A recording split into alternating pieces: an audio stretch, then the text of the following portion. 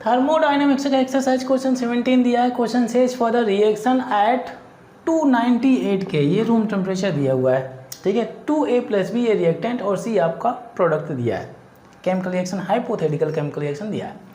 अच्छा, इस chemical reaction के लिए डेल्टा H जो आपका इंथैल्पी चेंज है 400 kg पर मोल दिया है, एंड डेल्टा S जो आपका इंथैल्पी चेंज है 0.2 kg पर केल्विन पर मोल दिया हुआ है। kg मतलब किलो जूल हो गया, ठीक है। अच्छा, क्वेश्चन क्या बोलता है, हमारे पास में जो डेटा है इस केमिकल रिएक्शन के लिए डेल्टा H और डेल्टा S का वैल्यू दिया हुआ है at room temperature that is 298 kelvin, ठीक है। अच्छा, क्वेश्चन क्या बोलता है, question says at what temperatures will the reaction become spontaneous considering delta H and delta S to be constant over the temperature range। मतलब ये है कि ये किस टेम्परेचर में ये chemical reaction spontaneous by nature होगी, किस टेम्परेचर पे हैं, किस टेम्परेचर में ये chemical reaction spontaneous by nature होगी। तो स्पॉन्टेनियस की कंडीशन हम अप्लाई कर सकते हैं, ठीक है। अच्छा, आप लोगों ने सीखा होगा कि किसी भी केमिकल रिएक्शन के लिए या किसी भी सिस्टम के लिए अगर डेल्टा एस की वैल्यू पॉजिटिव होती है, मोर देन 0 होती है, तो वो सिस्टम स्पॉन्टेनियस हो जाता है, स्पॉन्टेनियस।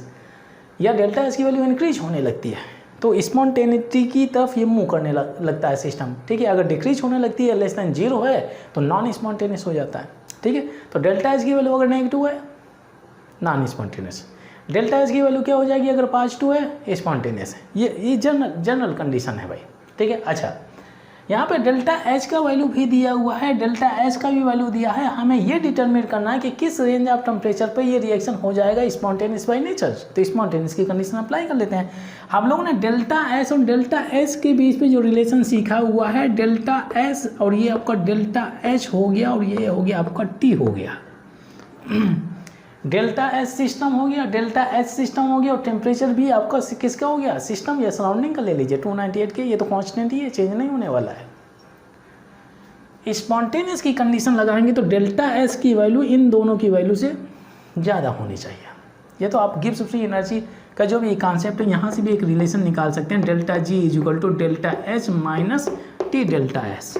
इस पोर्शन को जब आप 0 करेंगे, फिर स्पॉन्टेनियस की कंडीशन लगाएंगे, ये फार्मूला आपको मिल जाएगा, ठीक है। तो डेल्टा एस की वैल्यू ज़्यादा होनी चाहिए स्पॉन्टेनियस के लिए। अगर मैं इक्वल कर देता हूँ इक्विलिब्रियम स्टेट में चला जाएगा, अगर लेस देन कर देता हूँ तो नॉन स्पॉन्टेनियस कंडीशन में चला जाएगा। तो हमें स्पॉन्टेनियस की कंडीशन फॉलो करनी है। हम ये डिटरमिन करना है कि किस टेम्परेचर में ये रिएक्शन हो जाएगी स्पॉन्टेनियस बाय नेचर।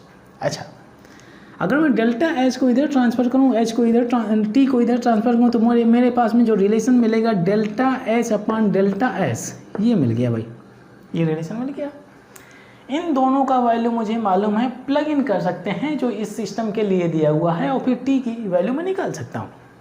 जो भी वैल्यू आएगा, टी की वैल्यू उस वैल्यू से ज़्यादा होगा, तभी ये सिस्टम क्या हो जाएगा, स्पॉन्टेनियस बाय नेचर, ठीक है। आगे बढ़ते हैं।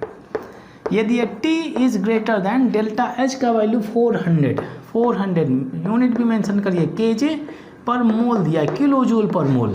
और डेल्टा H के बारे में बात करें, एंट्रोपी चेंज ये दिया 0.2, और ये आपका किलो जूल, और ये पर केल्विन दिया हुआ है, और ये आपका पर मोल दिया है। पर मोल किलो जूल तो कैंसिल हो जाएगा, ठीक है।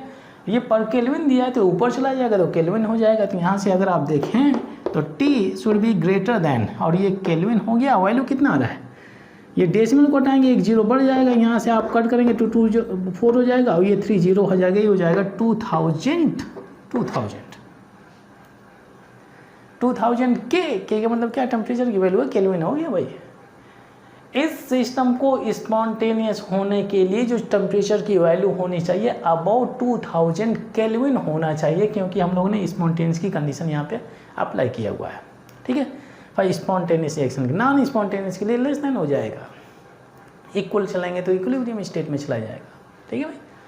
तो इस सिस्टम को स्पॉन्टेनियस होने के लिए जब आपका डेल्टा एच और डेल्टा एस का वैल्यू दिया है, तो टेम्परेचर की वैल्यू आपका 2000 केल्विन से भी ज़्यादा होना चाहिए, तभी ये सिस्टम आपका होगा स्पॉन्टेनियस बाय नेचर।